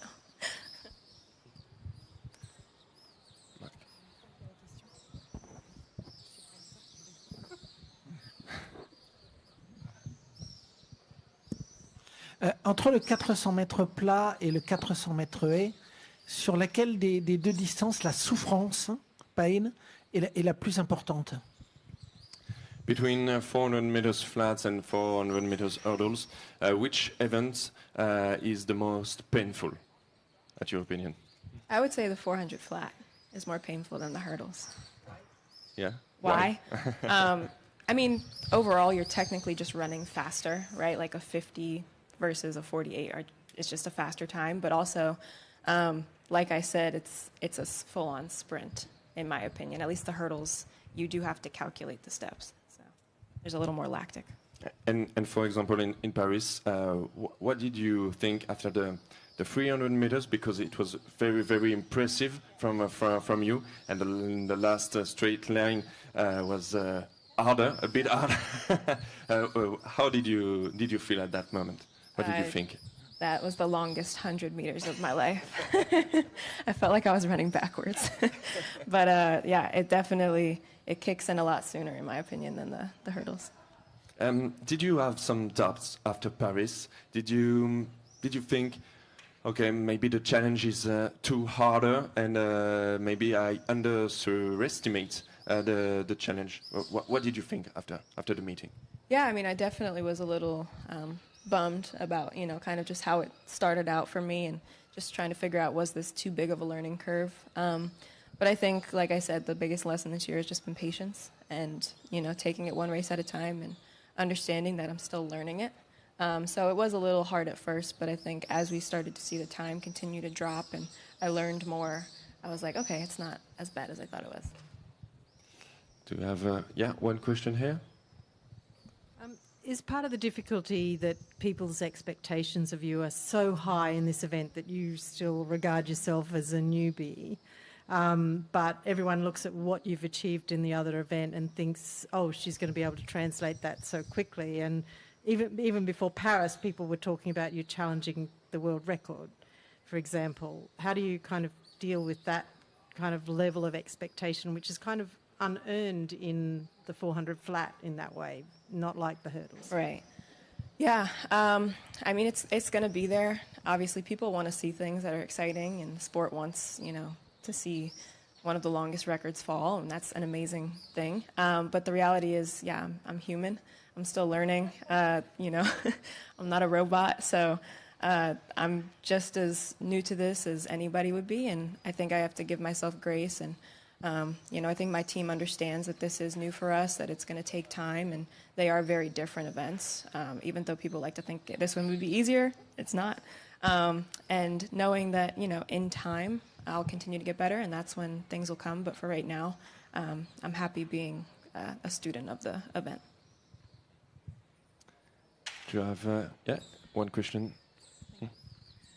A lot of people feel that it's very important for track and field athletes to get sponsorships outside of track and field, and I see that you signed a new deal with David Yeoman. What would teenage Sydney McLaughlin say, knowing that you've now got a David Yeoman sponsorship? Oh, it's amazing. Never would have thought I'd be with a jewelry brand. It's so cool to just kind of have those, like you said, outside track and field sponsorships, and be able to kind of show things off the track and do things that I never would have thought I'd get to do. And it's cool to be able to also bring the sports world into like fashion and things like that. So for me, it's a cool mix of showing my personality in that way and also on the track. So it's a blessing, honestly. And I don't think younger Sydney would have expected it at all. So thank you. Do you have a question? Yeah, just behind and after you. Yeah. Hi, Sydney. What have you changed in your training with your coach to perform as much in the 400 meters as in the hurdles? I honestly don't think much has changed. It's kind of similar training, just in terms of strength base. There's just not as many hurdles in front of me nowadays, but there's still some. And do you have in your plan some steps? So, for example, your target is the US record after the area record, and maybe the world record after, or no? You, for the moment, you are just focused on the World Championships. Yeah, I think, you know, obviously that's the big one. You take it one day at a time, one race at a time, and the times come when they come. It comes with, you know, great preparation and then great competition. So there's no pressure on when or where those are, if they ever happen. It's really just a matter of, you know, continuing day by day, like you said, to get to the World Championships, and if the times come, they come. And the other thing I learned from you on the social medias and from you in Paris is your faith, the support of your clan, your family, your husband, your friends, your coach. How did they support you during this month to have a strong comeback and being just 400 outside the US record? I mean, it was so important. Obviously, my faith being the number one thing, just putting my trust in something other than myself, and my family being able to support me through all of it and encourage me even when I was, you know, unsure of this switch and this change, you know, just kind of reminding me that it's there, it's going to come in time, and that I have to be patient with myself and I think they were a huge encouragement, my husband especially, just in terms of continuing, you know, in this uncomfortable change that we've made. So. Right. Yeah. The microphone just right there. Yeah. Sydney, I don't think you're a natural extrovert. Am I right? Correct. Yeah. But obviously, the profession you've chosen is extremely public, and you're not the only great athlete who that doesn't come totally naturally to be in public all the time. Yeah. What sort of coping mechanisms have you developed for kind of making that work for you? Yeah. It's so funny. My husband was laughing back there when you asked that question, because it's true. He's the extrovert. But I think for me, obviously I want the sport to kind of have a sense of my personality and who I am. And I think, you know, obviously social media is a great place to be able to do that. But when I'm in the zone, when it comes to track, I'm very focused and I don't like distractions or anything. There's other people who thrive in that, you know, kind of atmosphere. But I think we've made a balance of, you know, even the YouTube we've started just being able to kind of show the behind the scenes so people can still see that, but it doesn't get in the way of the performance. And I think for me, that's the biggest thing. It's not that I don't like to show my personality, it's that I like to focus on what I'm here to do. And so I think we found a great balance of that where we can do both and hopefully continue to kind of open up that shell as time progresses. Other question? Ah oui, c'est une question un peu difficile parce que je ne sais pas s'il y a quelqu'un vraiment. En 1995, Marie-Josée Pérec avait tenté au championnat du monde le doublé 400 mètres plat, 400 mètres haies. Et finalement, elle avait renoncé au 400 haies. Est-ce qu'il y a d'autres athlètes comme elle ou à part Marie-Jo qui ont essayé de faire ce doublé? Et si oui, si elle les a en tête, est-ce qu'elle les a rencontrés ou est-ce qu'elle a envie de les rencontrer pour en parler avec elle? Tu parles seulement sur un championnat du monde? Championnat du monde ou éventuellement sur une carrière où tu aurais quelqu'un qui aurait été... Mais je n'ai pas d'exemple qui me vienne comme ça en tête. Hein, D'accord. Okay. Mais voilà. Don't be worried. Don't worry. Yeah, the French 400 meters superstar Marie-Josée Pérec tried the double in 1995, 400 meters flats and 400 meters hurdles, but then she decided to give up in the meters hurdles. And do you know other athletes who tried the double? And did you meet them? Did you know them? And did you discuss? Oh, yeah. Yeah, I mean, even like Michael Johnson, when he did his double, being able... flats and hurdles. Yeah. Oh, yeah. I mean, I think that's an amazing double. I haven't met many people who have done it, but I think it's a bold move. And yeah, I think I'd love to meet them. I'd love to know what they were thinking, you know, in that time, you know, how that decision was made, what the training was like, and if they have any advice, if we were to ever try it. Yeah. So.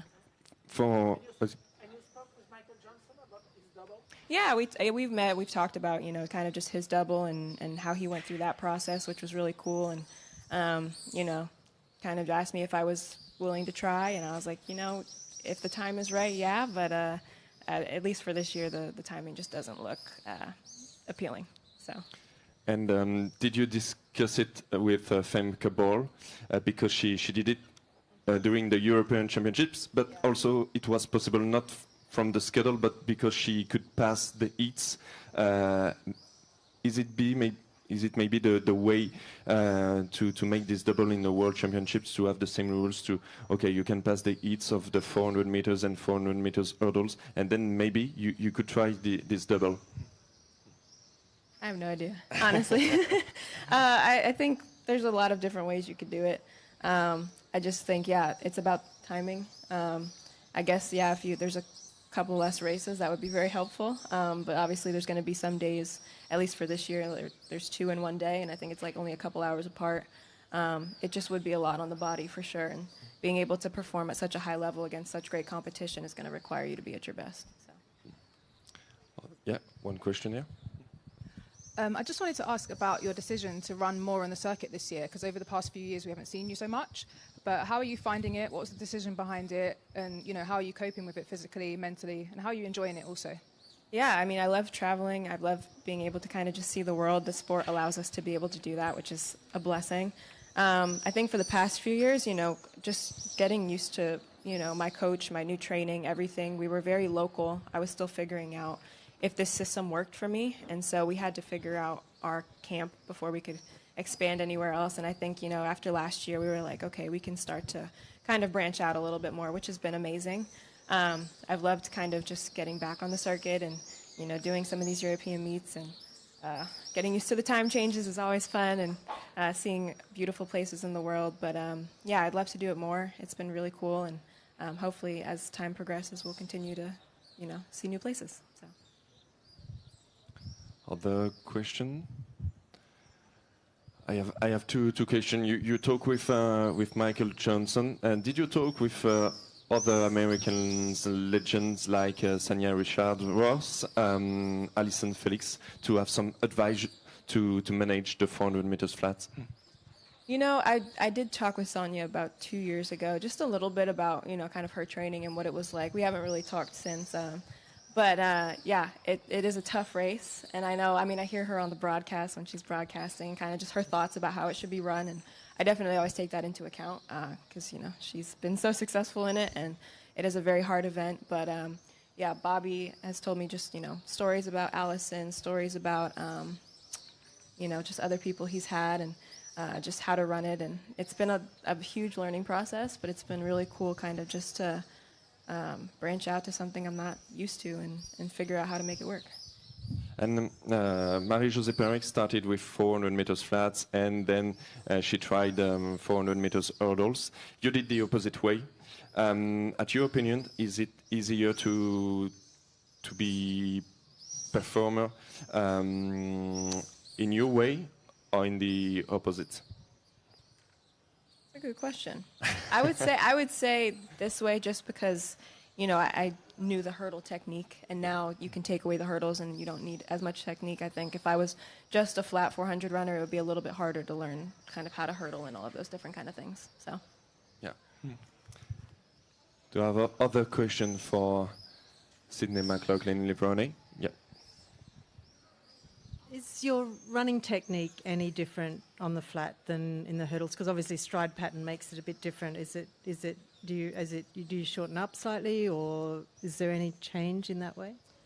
It's hard to tell just because there is no hurdles I have to go over. But I would say for the most part it's kind of the same. We kind of talk in hurdle terms, so I think in terms of just marks and where I'm hitting, nothing's really changed that much. So, no.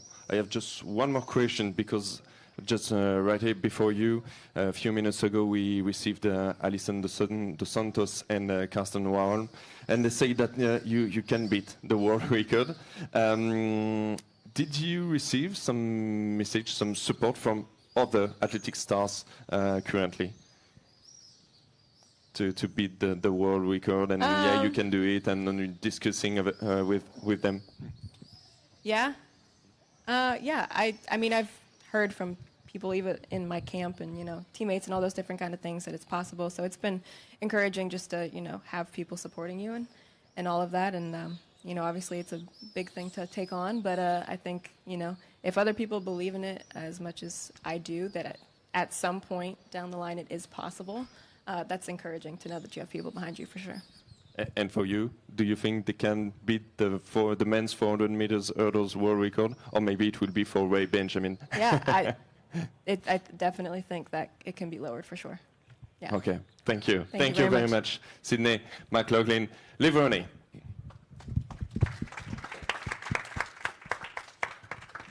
So we will have a 5 minutes break, and to end this press conference of the ABS Herculis Monaco meeting, we will receive Jayden HIBBERT, the world under-20 record holder, and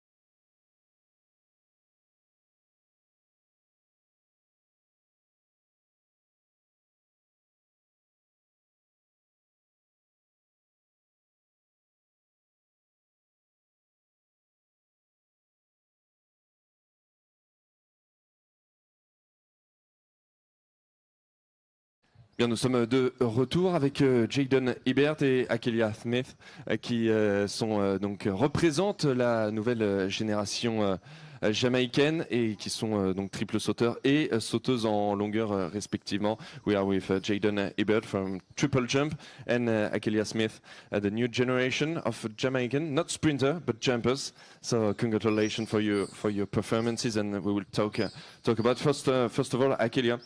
Congratulations, you NCAA champion, and also with the team, your university. It was a wonderful championship for your team. How was this experience of NCAA championships for you this year? First, I'll start off by saying thank you. As a team, I think it was amazing. It's always great to go there with a group of different people who all have the same goal. Personally, I think it's been a dream of mine coming to the NCAAs and like winning and like just being out there and performing and like representing my country. So it was a great experience.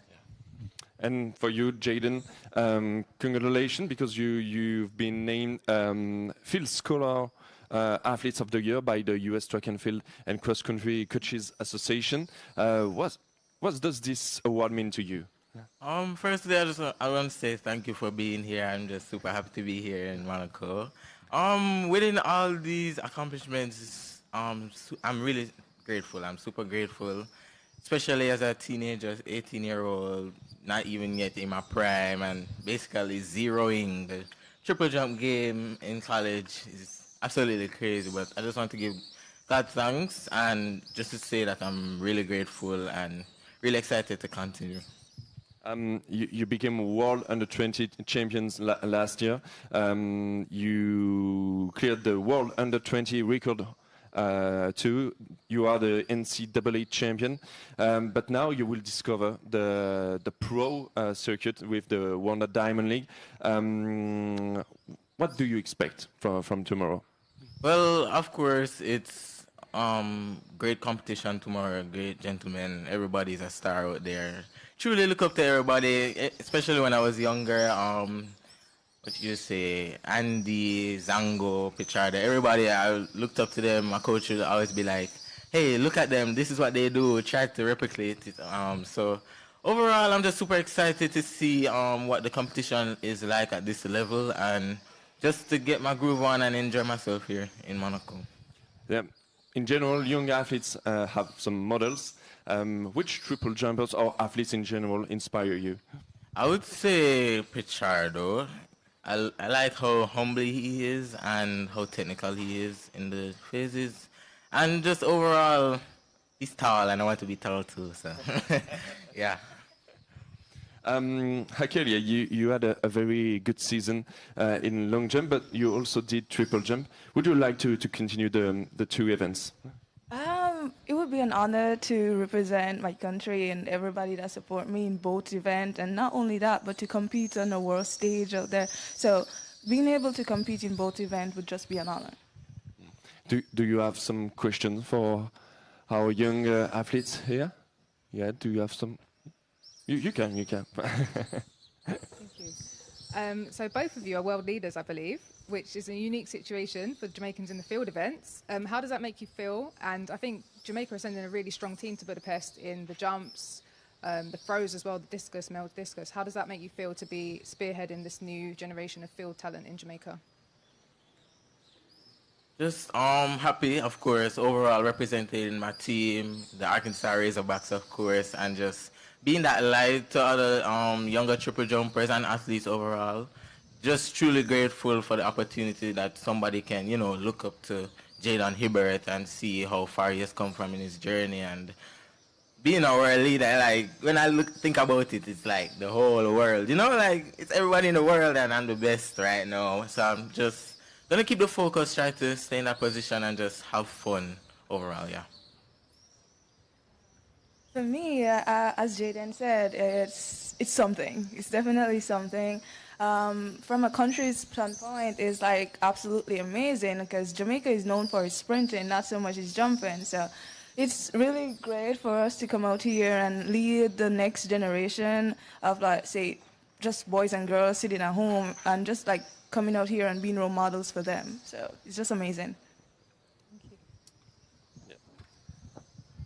Coming from a country with so many great sprinters, when you said, I want to pick up jumping, how did people react around you? Well, the thing with Jamaicans that I really love is that they will encourage you, they will fight the battle with you, and they will go into that venture with you. And that's what I really love about my country. It's such a village, in a sense, where everybody is just with you and they step out of the way. Even when I was at the Jamaican trials, I've never seen so much people come out to watch the jumps. In all my years I've been doing track, and just truly grateful for every single Jamaican supporting us, the field events. I guess it's not as competitive in the sense of, you have probably 8 lanes on the runway and 8 people jump once. No, but people are coming out and supporting, and I know they are rooting for us. Yeah. See, from, I don't know, it's really amazing, I guess. Sorry, can you repeat the question? How did people react when you said, I want to pick up jumps and not sprint? Well, as I kind of had similar experience with Jayden, but a little bit more. Everybody was like jumping. What's that? But after a while, as he said, they're very supportive. They'll be the one there supporting you. As long as you go there and say, "Oh, I'm representing Jamaica," they're gonna be there for you. But we had some jumpers in Jamaica, James Beckford in the 90s, and recently a long jumper in the long jump in Doha, the world champion who was also from Jamaica. They bring maybe the motivation to develop jumps in Jamaica. What is your opinion about that? Yes, definitely carrying on the legacy, definitely breaking all those long-term records that were there before, Just bringing the legacy in jumps and track and field overall for my country, because, as you said before, Jamaica is known for the running events, the sprinting, the Elaine, the Shericka Jackson, the Shellian. But we want to put a stamp on the jumps to say, okay, sprinters are getting after it, the jumpers are too. So, it's kind of a competition, but it's all love same time. Noah Lyles, American sprinter, ran in Kingston recently, I think 1 month ago, more than 1 month ago. And he said that when we run here, we are received like we are stars. So that means that sprints means a lot for Jamaica, and track and field means a lot for Jamaica. Do you feel the same for jumps right now, or you have to work, improve, and make better performance to bring lights on jumps? Yes, definitely. Shout out to my my training partners and my teammates, Kerry and Wayne, Roger Stoner, everybody in the field.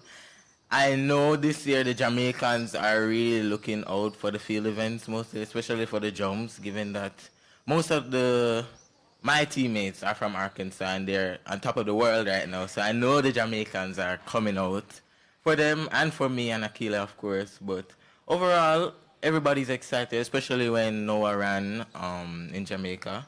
He was a bit scared, I don't know. But he came out, everybody cheered, the energy is super crazy in Jamaica, it's wild, like everybody's on their toes, and track and field overall is well respected in Jamaica. Of course, the same boat, set the trend, but it's all love. When I say all love for track. And you think the same, Ackelia?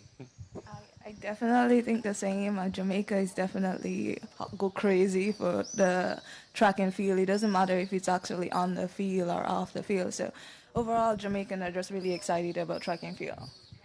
And talking about your University of Texas, because tomorrow your teammates will compete too. Julian Alfred, sorry, and Rashida Adeleke. Well, how could you explain the success of this university and your teams this year in track and field? I say thank you to Texas, first of all. But from a team, I know those ladies, they're amazing, they're great, they're like very team-oriented, they're hardworking. And I know like we have a coach who who puts in a lot, and there's a saying that too much is given, much is expected. So I know these ladies, they've gotten a lot, and we're going to go there and give it our best. And for you tomorrow, Jayden, as we said it, you will discover this kind of competition, the Diamond League, and with many champions like Christian Taylor, Will Clay, Fabrice Zongo.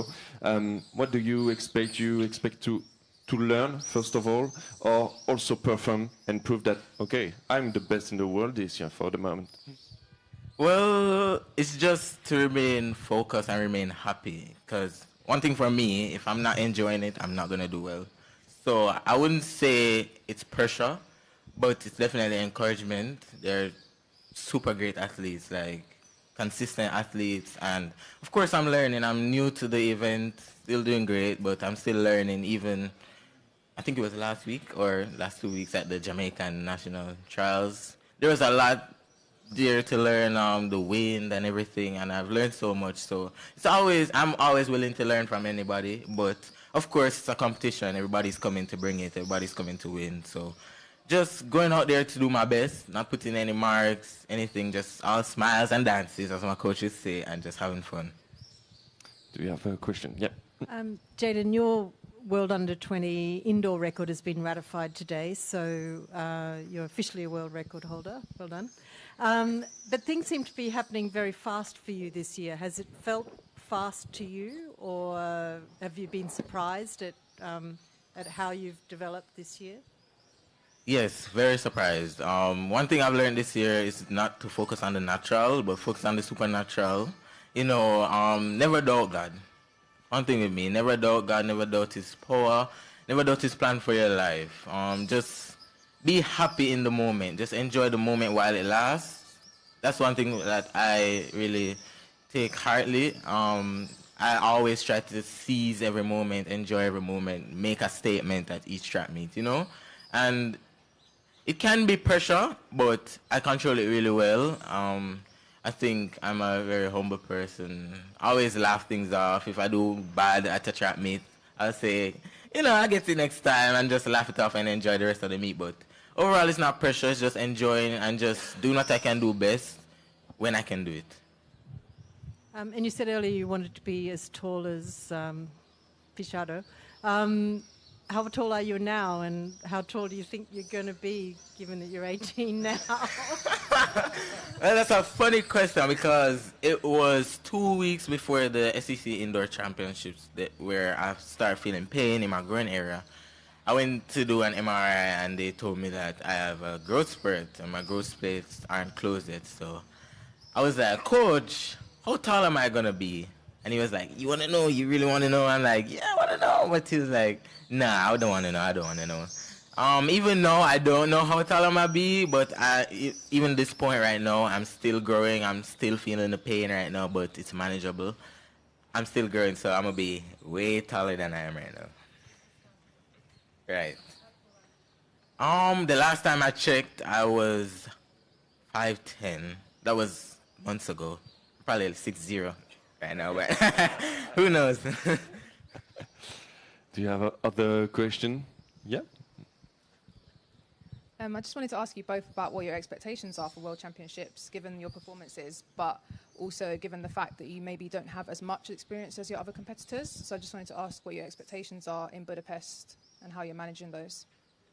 Well, still young, still learning. Of course, as I said before, it's a competition. Everybody's coming on their A game. Everybody's trying to win, at least place in the medal contention. So, of course, that's my goal, to try to be at the top, try to stay at the top, and try to do my best.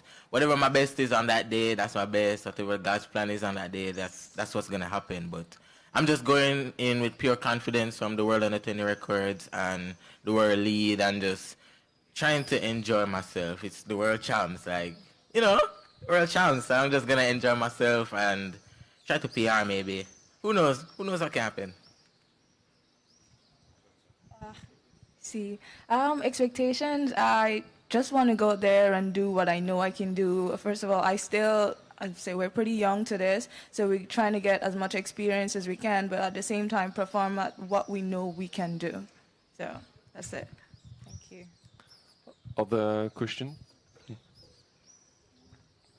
Again. Yeah, I just wondered how you felt to know that you were on the list of athletes for the press conference. Is this your first time doing this? You've done amazingly well, by the way. When I heard, like, I was on the plane yesterday and my coach told me, no, not my coach, my agent said, like, oh, you have a press conference. I was like, are you talking to Julianne? Because I did not expect to be here, but it's definitely an honor. You can tell my hands are a little shaky, but it's definitely great. This is a first experience and it's been wonderful.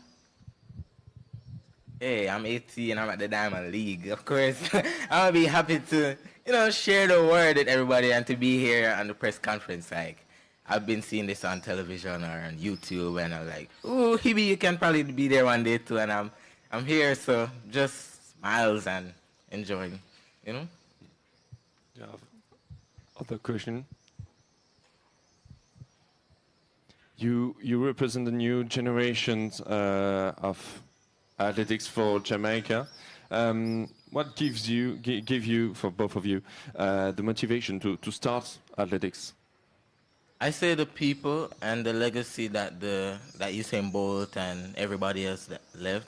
We want to continue that legacy, and we want to be that shining light to give other athletes the trajectory for change and to do well and to be at the top and to get medals and podium and records and everything, and just to uplift themselves, and as I said, it's inspiration, like just inspiring Jamaica. As I said, it's a village, it's like a village, like everybody knows what you're doing, everybody knows the next step, so just inspiration and putting a smile on people's faces. And for you, Ackelia? I say it's basically, like, it's for the boys and girls back home. Track and field gave me an opportunity to go to university and to be here right now. So track and field doesn't have to give you the same opportunity that it gave me, but it's a stepping stone. It's also somewhere where you can learn discipline, and it's somewhere where you can just relax and be yourself, and you have a whole country, you have countries behind you supporting you. So it's a great space to be. And for you, talking about studies, what's next for you? Because we talk about track and field, but you're also both of you in university. So yeah, what is the goal for you in the future for studies? Certainly, if God wills, we would definitely want to continue track and field. But at the same time, track and field is not the end all. You still have to have your education, and we're right now pursuing our degrees, and hopefully we can still use track and field alongside with our degrees. Yeah, kudos to my mom and my coach and my dad, of course. Yeah, they're an inspiration. They're all for academics. They're all for learning in the classroom, doing well in the classroom. And shout out to Arkansas, because if you're not doing well, you can't jump, you can't run, you can't throw. So they make sure they have a great facility with teachers, with tutors. If you need help, they will set it up for you. And I'm just truly grateful for my school, pursuing sports management and event planning right now. And I am going to continue and finish that degree. Okay, do you have other question? Not much. So thank you very much. Thank you, Jayden. Thank you, Ackelia. And so we wish you the best for tomorrow, for your graduation too, and being taller, Jayden. I will give you some advice. I'm 6'7", so I can. Thank you very much, and good luck for tomorrow. Merci beaucoup. Thank you very much for following this press conference of the 2023 EBS Herculis Monaco meeting. See you tomorrow. And if you need anything else, you can ask Jonas or Justin. Thank you.